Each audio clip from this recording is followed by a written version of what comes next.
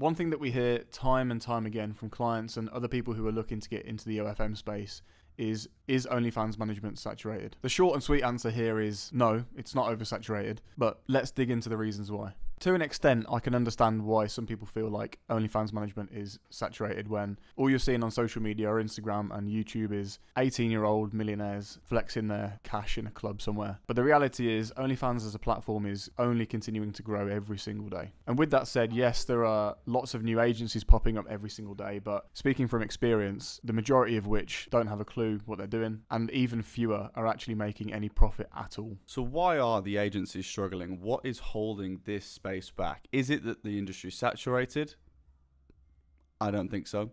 In fact, I would argue that it's down to a few key factors. The first one is that a lot of people have scarcity in this space. They jump into this industry with a amped up expectation of, I'm now an OnlyFans manager, therefore I'm going to get paid. But they don't have the work ethic. We've discussed this in a few other videos. If you don't have the work ethic, OFM will be just like any other industry. If you don't work, you don't get paid. It's really as simple as that. The second point would align more with the idea that this industry can't be saturated because there are still creators actively searching. If it was so saturated, how would we have 30 to 40 applicants a week hitting us up requesting management? It wouldn't be a thing. And that tells me that if there are people requesting our agency, there are probably people requesting other agencies, and therefore there's a demand off the client base, the creators, for agencies. So even though we have a heap of agencies landing on this platform every single day saying they are the new OnlyFans manager on the block, frankly, very few of those are going to pick up any traction. Very few of those are going to really compete with the big agencies like TDM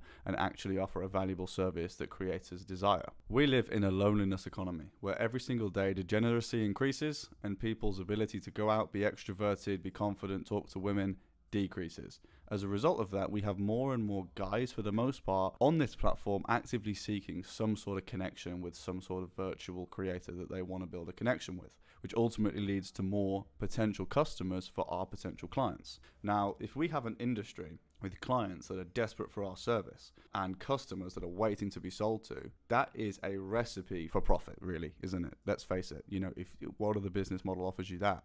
For the most part, you've got to convince your customers. Here, you don't have to do that. For the most part, you've got to fight for your clients. Here, you don't have to do that. You just have to be somewhat good at what you do. So ultimately, it predicts for me that this is actually not a saturated industry. In fact, it's saturated with the wrong kind of people and saturated with the short-term money grabbers, which are going to be in and out. And for every agency that joins this space, there's probably one that leaves.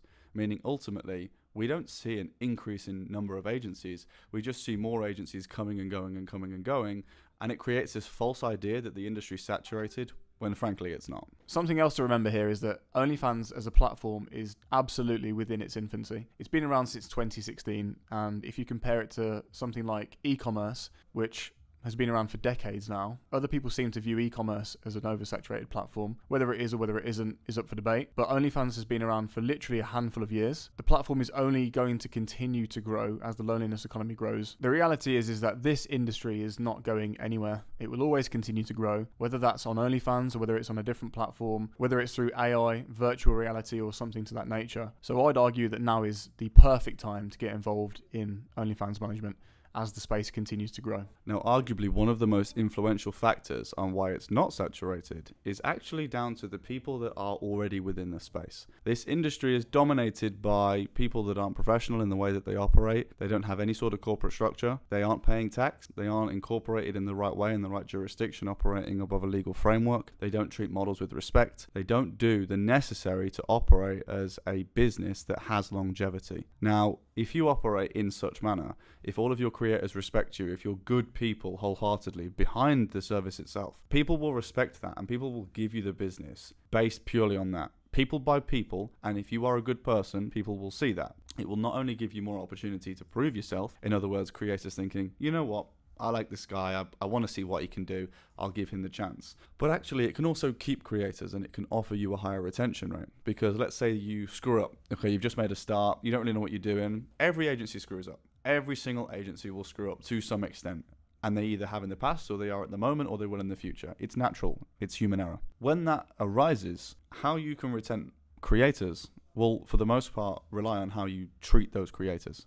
If you screw up but you jump on the phone with them and you make them feel comfortable about the resolution and you make them feel like this was an anomaly and for the most part your service is bang on, the chances are you're going to get that second chance. You're going to be able to go again and prove yourself right. Whereas if you jump on the phone and have very little ability to cooperate in a professional manner, you want polite, you want respectful, you want problem solving, you're argumentative, for example, these are the kind of things that are just going to see retention rate through the floor and a bad reputation through the roof and ultimately predict no future business. So everything in this business relies on the idea that people buy people and how you present and hold yourself day to day. As an agency, if you conduct yourself in this way, you needn't worry about how saturated it is because you will thrive regardless. And if you don't operate in this way, well, it could be the most unsaturated space there is. And you still won't get business because you're not a professional. And ultimately, that's what this entire thing dials down to. It makes no difference to you whether this is a saturated or unsaturated industry. If you're a serious businessman that operates with a professionalism, you will thrive regardless.